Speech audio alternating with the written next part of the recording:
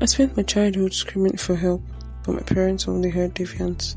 Every outburst, every withdrawal, every moment they labeled me as being too stubborn was actually me crying out in a language they didn't understand.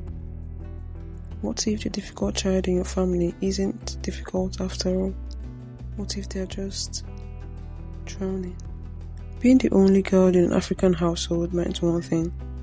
A girl child needs to be taught how to cook and run a home. This training started for me at age 5. I was almost always sad. Dark thoughts crept into my head. I just liked taking my life. I wondered, would they miss me at all? If I ran away, would they look for me? Well, I was too scared to find out. But there were particular instances that made me doubt if my parents truly understood me at all. Let me tell you about this day.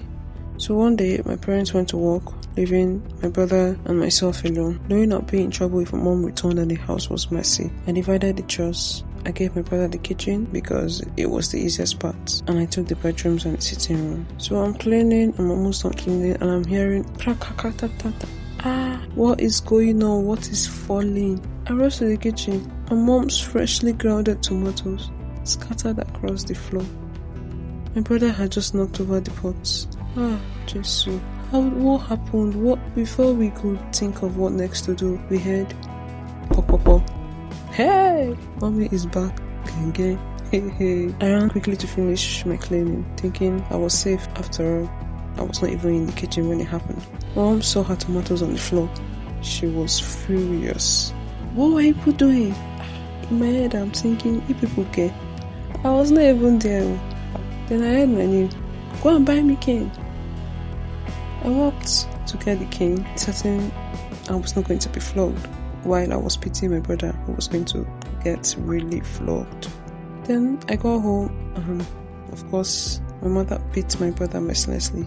And then I heard again my name. Come here, you were at home and you let your brother handle the kitchen. Don't you know you're the girl? Bring your hand. Next time, you will not let this happen when you're around.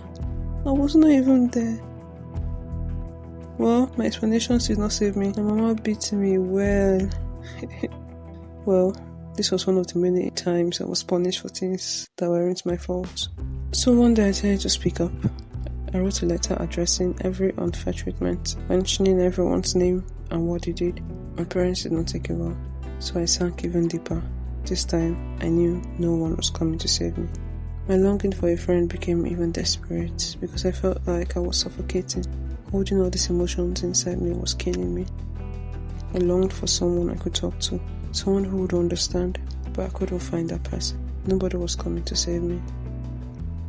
And finally, I gave up my search. Now, my teen church teacher had always known that I was a sad child, and he kept trying to find out what was wrong, but I never opened up to him because I was scared he would go and tell my parents. So one Sunday after church, he called me over and gave me a CD. It was a movie, Letters to God. I don't think he knows how much that movie changed my life. So we went home, watched as a family, but that movie was for me. It gave me hope. I finally found someone who could be my friend, someone I could talk to and would understand, and would also know snitch on me. So after that day, I started writing letters to God. I told him about all my past experiences and how they were killing me. God became the therapy I needed. I reported everything and everyone that hurt me to him, and he consoled me.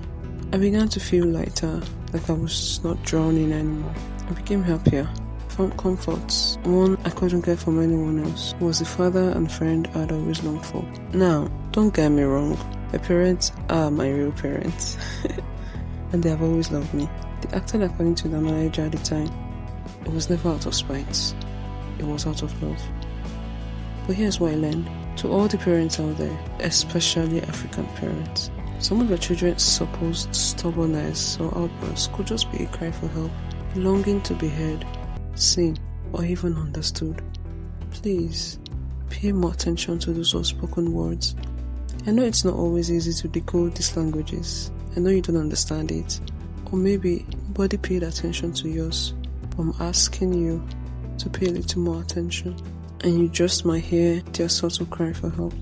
I know you believe you don't owe your children explanations. You believe they should do whatever you ask them, And you're right, even the Bible commands children to obey their parents. But dear parents, sometimes all it takes is a little explanation.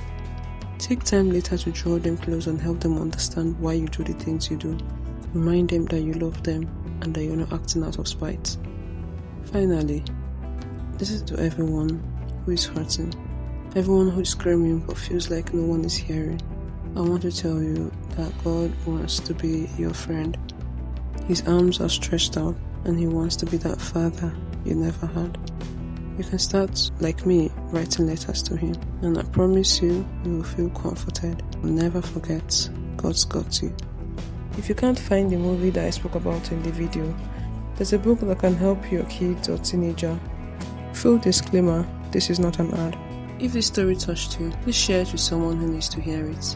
And if you're a parent watching this, take moments today to really listen to your child.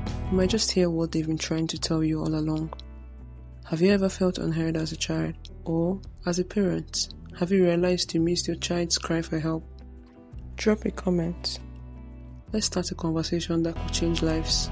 Don't forget to like this video if it helped you, and subscribe for more real stories with real lessons. Until next time, remember, you are seen, you are heard, and you are loved.